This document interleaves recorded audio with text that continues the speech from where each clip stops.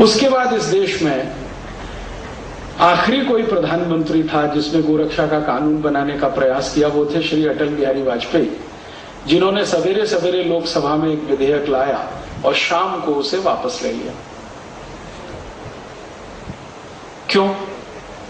तो श्री अटल बिहारी वाजपेयी की सरकार को समर्थन देने वाली दो बड़ी राजनीतिक पार्टियां, एक का नाम तेलुगु देशम और दूसरी तृणमूल कांग्रेस, दोनों ने लोकसभा में कहा कि अगर ये विधेयक आएगा और बहस होगी तो हम अभी सरकार से समर्थन वापस लेते हैं और सरकार गिराते हैं। ममता बनर्जी ने जब ये बयान दिया लोकसभा में, तो बाहर आते ही उनको पत्रकारों ने पूछा कि आप ऐसा क्यों बोल रही हैं, गाय की हत्या बंद हो जाने दीजिए, बहुत समय से ये चल रहा है मामला। तो ममता बनर्जी ने जोर से कहा कि गाय का मांस खाना मेरा मौलिक अधिकार है, कोई कैसे रोक सकता है। किसी पत्रकार ने याद दिलाया कि आप तो ब्राह्मण हैं, पंडित हैं, बंगाली, और आप ऐसा बोलते हैं। उसने कहा सो व्हाट। और दूसरी तरफ ये जो तृणमूल कांग्रेस जैसी ही एक पार्टी है तेलुगु देशम, उसका जो मुख्य चंद्रबाबू नायडू, उसने हैदराबाद में बयान दिया कि अगर सरकार ने गोहत्या का विधेयक पारित कराया तो कल समर्थन हम वापस लेते। तो श्री अटल बिहारी वाजपेयी अपनी सरकार बचाने के चक्कर में वो बिल जो सवेरे लाया वो शाम को बिना बहस के वापस ले लिया। सरकार बचाना उस समय उनके लिए मुख्य था, गो हत्या रुकवाना मुख्य नहीं बना। मैंने अटल जी को उस समय एक चिट्ठी लिखी थी कि काश आपने सरकार गिर जाने दी होती इस मुद्दे पर, तो गारंटी की बात थी कि अगली बार आप 2/3 मेजोरिटी से इस देश में चुनकर आते।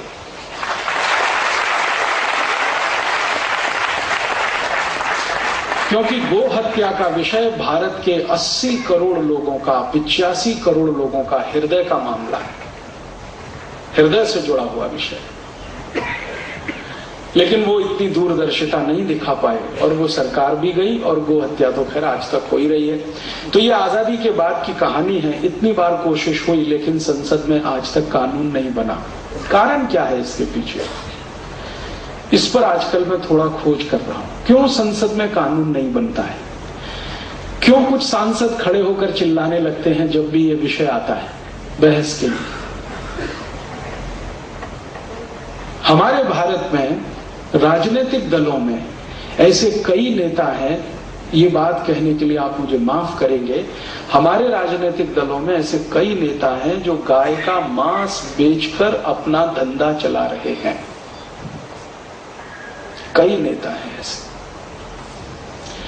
और इस हिंदुस्तान में 3600 जो कत्ल खाने चल रहे हैं रजिस्टर्ड, उनमें से 50 से 60% कत्ल खाने राजनीतिक नेताओं के हैं जिनकी पूंजी से ये काम चल रहा है।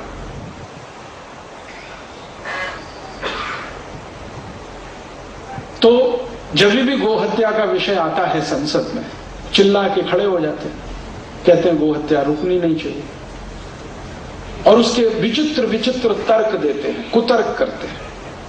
जैसे कुतर्क करते हैं, महाराष्ट्र के भी कई नेता हैं, वो बहुत कुतर्क करते हैं।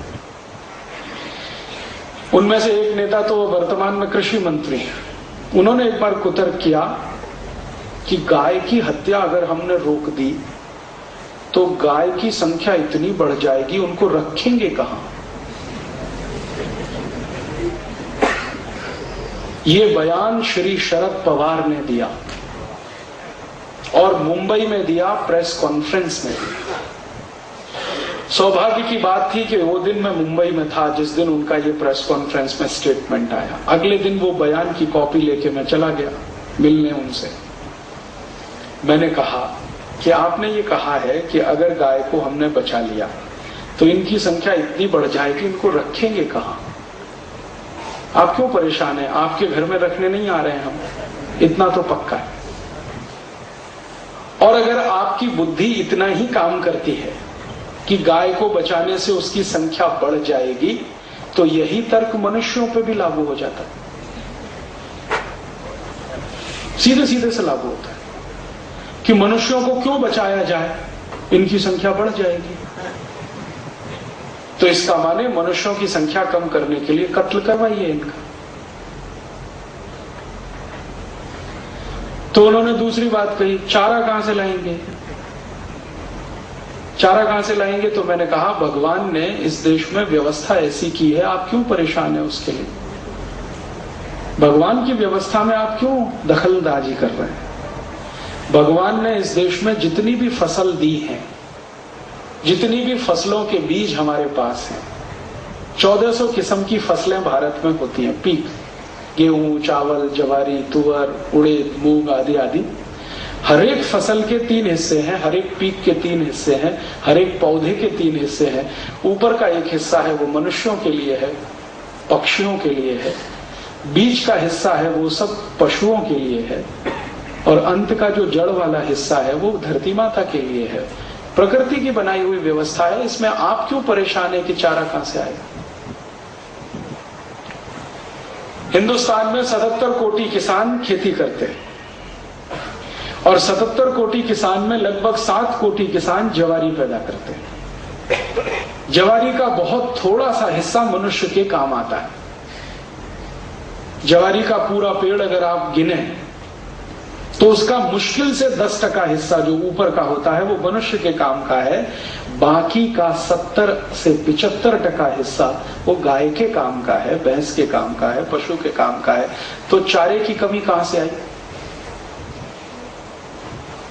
गेहूं की फसल देख लो, गेहूं की फसल का मुश्किल से 10% हिस्सा मनुष्य के काम का है, बाकी 70-80% गाय के भैंस के काम का है। तो चारे की समस्या कहां से आई। गेहूं पैदा हो रहा है, जवारी पैदा हो रही।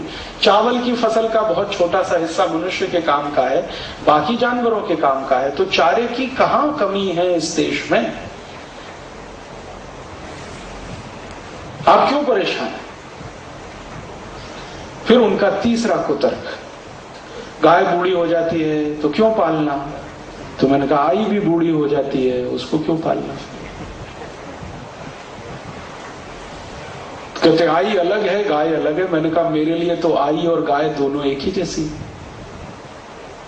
क्योंकि बचपन से मैंने यही सुना है, गाय हमारी माता है, देश धर्म का नाता है। तो मेरे लिए तो आई और गाय दोनों शरीक ही है। तो गाय बूढ़ी हो गई इसलिए कत्ल होनी चाहिए, तो आई भी बूढ़ी हो गई इसलिए कत्ल होनी चाहिए। फिर आखिरी कुतर्क कि दूध नहीं देती है, फोगट में क्यों खिलाने का उसको। तो मैंने कहा दूध तो आई भी नहीं देती है थोड़े दिन के बाद। हमारी आई हमको जास्ती से जास्ती 1 साल दूध पिलाती है, और ये गौ माता तो जीवन पर्यंत दूध पिलाती है। इसका स्थान तो आई से भी ऊंचा है। तो उसके बाद उन्होंने कहा आपसे बात करना बेकार है। मैंने कहा मुझे भी आपसे बात करना बेकार लगता है। जो आदमी को इतना नहीं समझता कि गाय को भारत में घासचारे की कमी नहीं है, और गाय बूढ़ी हो गई तो बेच देनी चाहिए, कत्ल हो जाना चाहिए, ये तो बहुत खतरनाक मानसिकता है। इससे अच्छे तो अंग्रेज थे, क्योंकि वो खुलकर कहते थे कि हम तो गाय काटते हैं हमारे भोजन के लिए। ये तो काले अंग्रेज उनसे ज्यादा खतरनाक है, जो भारत और भारतीयता का लबादा ओढ़े हुए हैं और दिमाग में पूरी अंग्रेजियत भरी हुई है। और मैं आपको एक और बात कहना चाहता हूं कि ये जो कुतर्क हैं, ये सिर्फ शरद पवार का मैंने नाम इसलिए ले लिया कि वो प्रतीक व्यक्ति है, वरना ये कुतर्क हिंदुस्तान के बहुत सारे पढ़े लिखे लोगों के कुतर्क बन चुके हैं। और खासकर ऐसे पढ़े लिखे लोग जिनको थोड़ी अंग्रेजियत की शिक्षा मिली है, कॉन्वेंट में पढ़े हैं, इंजीनियर डॉक्टर बने हैं, उनके भी ये कुतर्क बन चुके हैं। शरद पवार तो प्रतीक मात्र है, वहां कोई और भी हो सकता है जो इसी तरह की बात करे।